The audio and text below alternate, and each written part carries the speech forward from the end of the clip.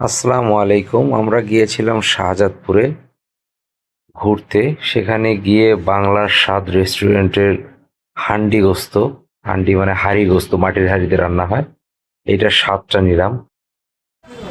এই অবশেষে অনেক অপেক্ষার পরে সেই কাঙ্ক্ষিত হান্ডি হান্ডি গোস্ত শাহজাদপুরের। আস্তে আস্তে পার করে দেন, পার করে দেন ভাই, পার করে দেন আস্তে আস্তে। এই যে আরোটা চলে আসছে। আমার বড় হাতে দিছে, আমি এটা ভিডিও করি নেই। গরম গরম ইয়া করবা কাকু কাকু আপনার চেয়ে গরম আছে, গরম আছে না, বারবার পানি খাচ্ছি। আপনার চেয়ে গরম আছে মাংস। অবশেষে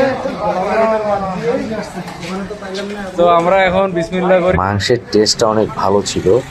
এটা হান্ডির মধ্যে দেওয়ার আগে এরকম করে মাখায় রাখতে হয়, তারপর একটার পর একটা হান্ডি চলে। একটা হান্ডিতে প্রায় আপনার 1 কেজি সোয়া কেজির মতো মাংস থাকে, যা দিয়ে আপনার 5-6 জন খাইতে পারবেন। আর একটা হান্ডি মেবি 1200 থেকে 1250 টাকা এরকম নেয়। আমরা মোট 4টা হান্ডি দিয়েছিলাম। হান্ডি মানে যে মাটির হাঁড়ি, হোটেলের অনেক অনেক ভালো মানুষ। উনি রংপুর থেকে আমরা গেছি শুনে আমাদের সাথে অনেক আন্তরিক ছিল।